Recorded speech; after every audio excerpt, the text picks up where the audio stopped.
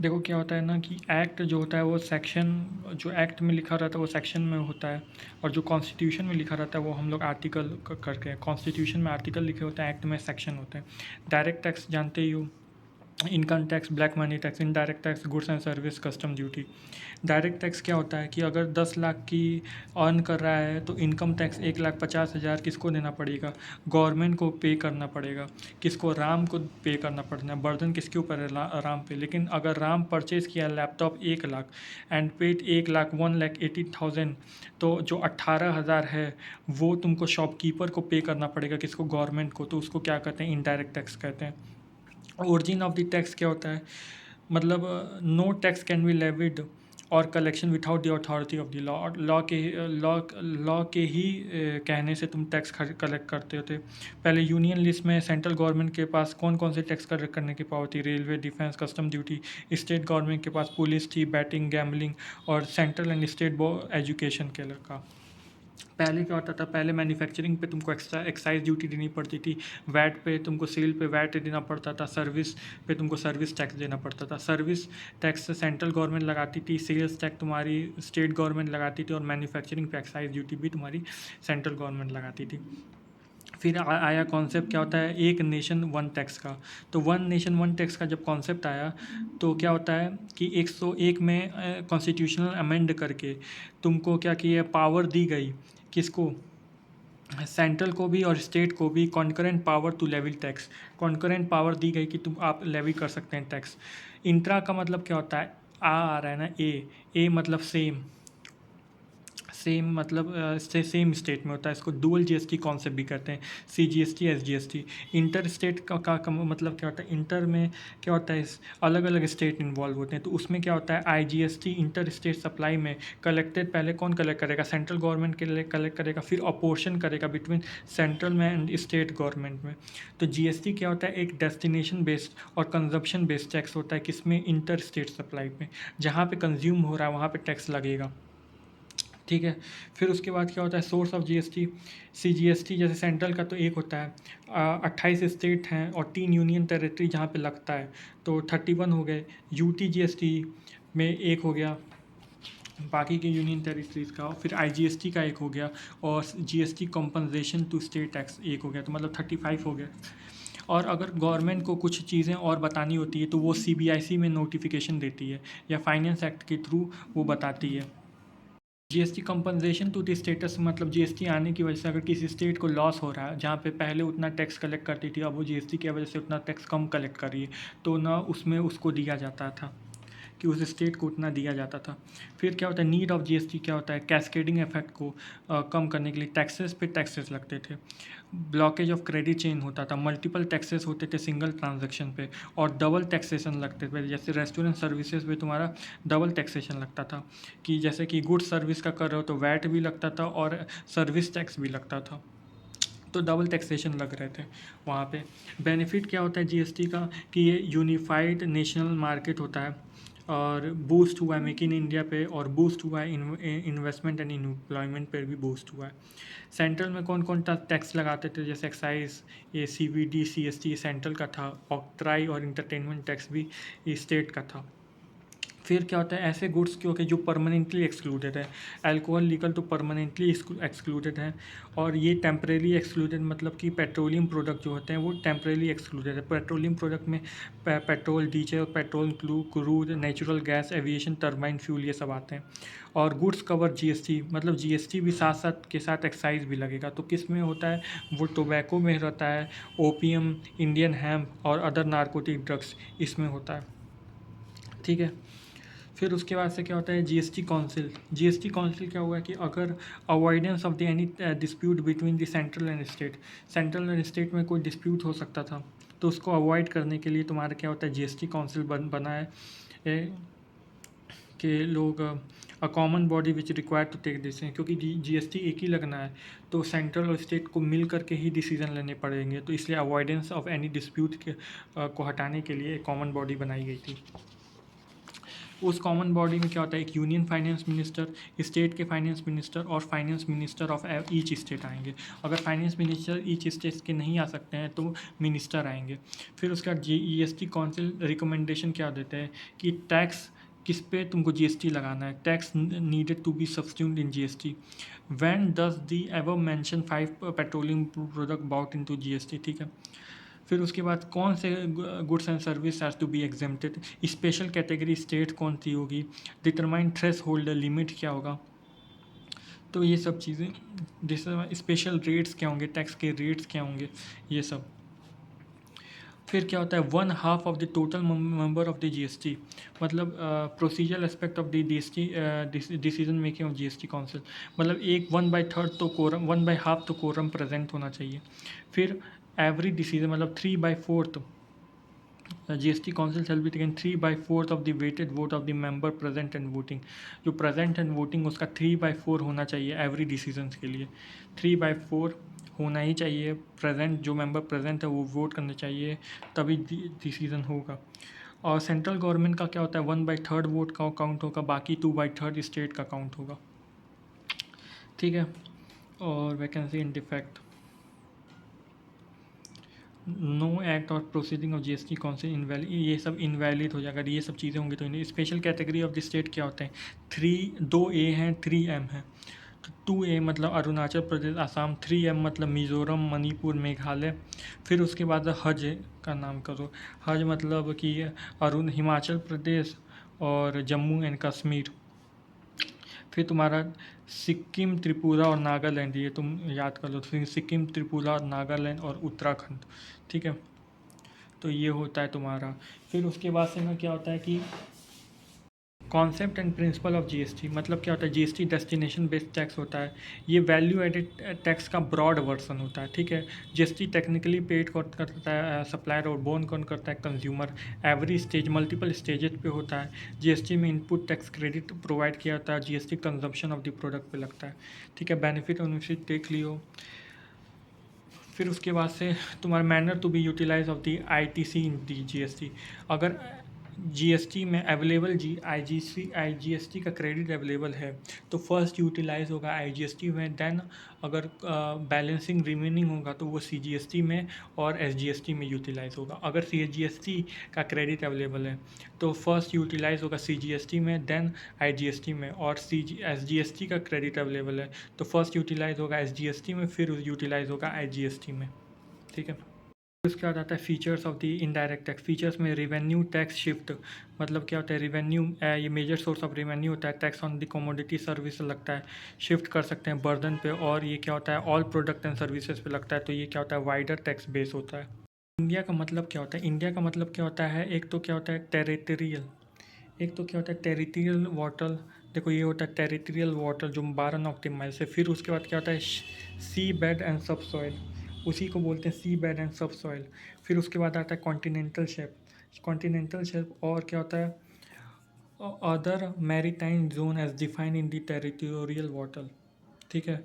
और फिर ना क्या होता है air space above of the territory and territorial water, मतलब टेरिटरी और टेरिटोरियल वाटर के जो एयर स्पेस एबव है। तो ठीक है। उसके बाद से तुम्हारा क्या होता है पर्सन का डिफाइन होता है। तो पर्सन में सब चीज़ आ जाते हैं तुम्हारे, पर्सन में सब चीज़ आ जाते हैं। देखो यहाँ पे लिखा हुआ है every artificial judicial function not falling with in any of the above, वो सब आ जाएंगे, जो ऊपर भी फॉल भी नहीं कर रहे वो भी आ जाएंगे। तो मतलब कि ठीक है। बिजनेस में एक चीज़ तुमको यहाँ पे आता है, कॉमन चीज़ पॉइंट है एओपी और सोसाइटी, ये बिजनेस में कॉमन पॉइंट आएगा। जैसे कि बिजनेस में क्या होता है, बिज़नेस में इंक्लूड होते हैं, जैसे तुम कॉमर्स लिए थे क्यों, ट्रेड करने के लिए थे, तुम्हारा प्रोफेशन बनने के लिए थे, तुमको घूमने को मिलेगा, एडवेंचर मिलेगा, वकेशन के लिए जाओगे, वेजेस अच्छे होंगे तो इसलिए लिए थे। वेदर और नॉट पिक्यूरी बेनिफिट, एनी एक्टिविटी और ट्रांजेक्शन्स। देखो ये एक्टिविटी और ट्रांजेक्शन, ये एक्टिविटी और ट्रांजेक्शन्स और एक्टिविटी और ट्रांजेक्शन्स यहाँ पे सब मैच है।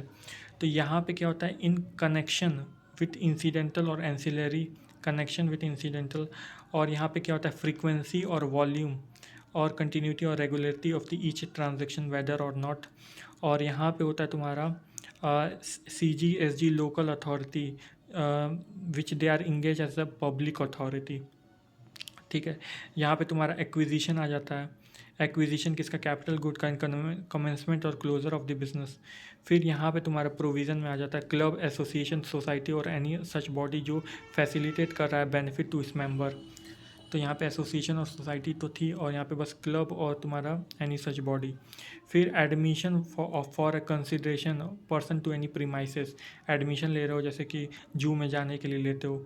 फिर क्या होता है? Service supplied by a person who as a holder of an, कोई एक होल्ड कर रहा है ऑफिस, वो सर्विस सप्लाई कर रहा है। जैसे सर जीएसटी कंसल्टेंट है। और एक क्या होता है? Activity of a race club. ठीक है, activity of the race club including by way of the totalisator और लाइसेंस टू अ बुक। तो मतलब वही एक्टिविटी ऑफ रेस क्लब। तो ये सब चीज़ें होती हैं।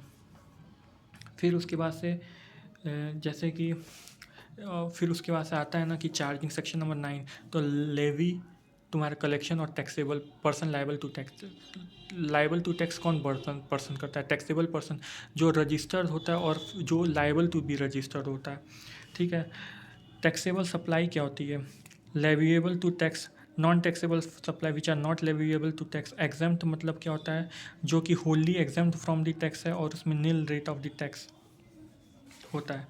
तो उसमें ये होता है कि ये सब चीज़ें हैं। देखो लेवी में क्या होता है? चार्ज मतलब इंट्रा स्टेट सप्लाई और इंटर स्टेट सप्लाई।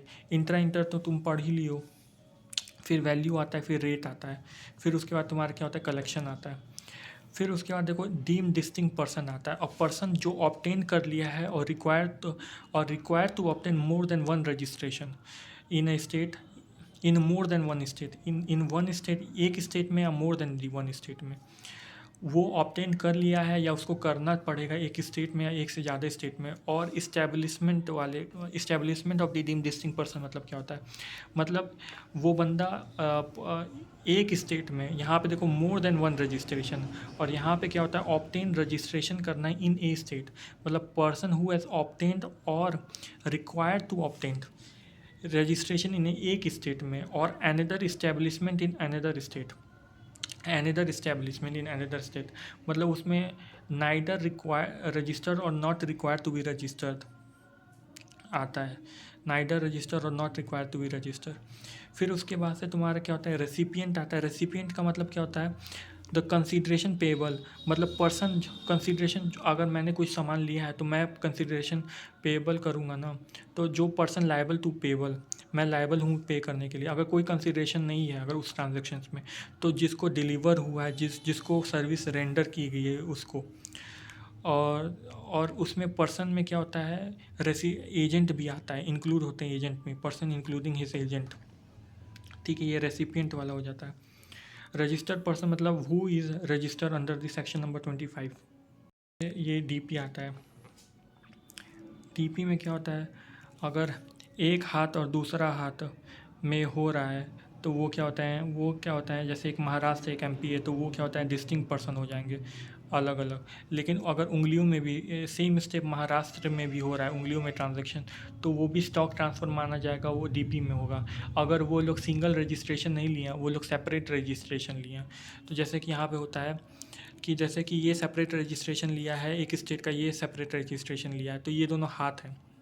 तो मतलब इसमें स्टॉक ट्रांसफ़र होगा, इसमें आईजीएसटी पेबल होगा, सप्लाई माना जाएगा। ठीक है, और यहाँ पे भी सेपरेट रजिस्ट्रेशन है, यहाँ पर भी सेपरेट रजिस्ट्रेशन, इसको भी डीम डिस्टिंक्ट पर्सन मानेंगे, इसको भी डीम डिस्टिंक्ट पर्सन मानेंगे। तो ये भी अगर स्टॉक ट्रांसफ़र टू डिपोट अपने ही डिपोट पे कर रहे हो तो मतलब वो भी तुम्हारा सप्लाई माना जाएगा। ठीक है, और आईजीएसटी पेबल होगा, सप्लाई माना जाएगा। लेकिन सिंगल और मल्टीपल रजिस्ट्रेशन, मान लो अगर सिंगल रजिस्ट्रेशन लिया तुम्हारा डिपोट और तुम एक ही स्टेट में हो, तुमने सिंगल रजिस्ट्रेशन लिया और तुम किसी दूसरे सेपरेट रजिस्ट्रेशन को तुम सप्लाई, तो वो स्टॉक ट्रांसफ़र माना जाएगा और उसके ऊपर तुम्हारा आईजीएसटी, सीजीएसटी, एसजीएसटी हो रहा है क्योंकि सेम स्टेट में ना, तो इंट्रा स्टेट सप्लाई आ जाएगा। और लेकिन अगर तुम डिपोट और तुम अपना स्टॉक तुम डिपोट में भेज रहे हो और वो सिंगल रजिस्ट्रेशन पे है, तो उसको तुमको डीम डिस्टिंक्ट पर्सन नहीं माना है। वो स्टॉक ट्रांसफ़र तो हो रहा है डिपोट में, तुम्हारा स्टॉक ट्रांसफ़र तो हो रहा है, लेकिन ये सप्लाई नहीं है क्योंकि ये single registration, no GST is payable. बस तुम्हारा चालान कटेगा, रिमूवल अंडर दी चालान। और अगर तुम ना अपनी सर्विस भी दे रहे हो, मान लो कि तुम्हारा 20 मास्टर का कोचिंग है, ये भी सेपरेट रजिस्ट्रेशन है, ग्रॉसरी शॉप है उसका भी सेपरेट रजिस्ट्रेशन है। तो अगर तुम सप्लाई करो ओन ब्रांच में भी, तो उसको भी डीम डिस्टिंक्ट पर्सन माना जाएगा और सप्लाई माना जाएगा। और वो क्या होता है, वो जीएसटी पेबल होगा, सप्लाई मान के जीएसटी पेबल होगा। लेकिन मान लो कि तुम एक रजिस्टर्ड हो और तुम ना, तुम्हारा एक हेड ऑफिस है वो अनरजिस्टर्ड है, या तुम्हारा ऑफिस है, तुम उस पर तुम सप्लाई कर रहे हो, तो उसको भी स्टॉक ट्रांसफ़र तो मानेंगे और उसके ऊपर भी तुम्हारा जीएसटी आएगा। वो अनदर स्टेट में है। सप्लायर के पॉइंट ऑफ व्यू से तो वो तुम्हारा सप्लाई होगा ही, लेकिन तुम्हारे इसके पॉइंट ऑफ व्यू से सप्लाई नहीं है। तो ये महाराष्ट्र वाला तुम्हारा गुजरात में भी है, ये रजिस्टर है, ये नो रजिस्ट्रेशन है। लेकिन महाराष्ट्र के सप्लायर के पॉइंट ऑफ व्यू तो ये सप्लाई होगा, जीएसटी पेबल होगा, लेकिन इसके पॉइंट ऑफ व्यू से ये सप्लाई नहीं है। तो वही यहाँ पर भी बोल रहा है, not require registration in another state. मतलब एक स्टेट में तुम्हारा रजिस्ट्रेशन रिक्वायर्ड है, ठीक है। यहाँ पे पर्सन हु ऑब्टेन और require to obtain registration in state and has another stop, मतलब neither register not require to be registered in another state. तो कहाँ रिक्वायर टू बी रजिस्टर है अनदर स्टेट में, ठीक है। तो ये क्या होता है, एस्टैब्लिशमेंट ऑफ डिस्टिंक्ट पर्सन। तो इसको मतलब एक तरीके से इसको सप्लाई माना जाएगा, क्योंकि सप्लाई की डेफिनेशन में ही आता है रिलेटेड और डिस्टिंक्ट पर्सन। तो डिस्टिंक्ट में तो तुम्हारा establishment of the distinct person भी आता है, तो इसको सप्लाई माना जाएगा। अगर ये सर्विस भी दे रहा है तो उसको भी तुम सप्लाई मानोगे, उसको भी डिस्टिंक्ट पर्सन मानोगे। यहाँ पे तुम्हारा सेपरेट रजिस्ट्रेशन है, यहाँ पे तुम्हारा सेपरेट रजिस्ट्रेशन है, यहाँ पे तुम्हारा सेपरेट रजिस्ट्रेशन एक ही में था, सेपरेट रजिस्ट्रेशन, इसीलिए इसको सप्लाई नहीं बोला गया। स्टॉक ट्रांसफ़र तो बोला गया है, बस चालान कटेगा। यहाँ पे भी देखो सेपरेट रजिस्ट्रेशन है, वो अनरजिस्टर्ड है, यहीं पे वो अनरजिस्टर्ड है। एम्प्ट सप्लाई और नील रेट सप्लाई भी तुम्हारा क्या होता है, नॉन टैक्सेबल सप्लाई में आता है।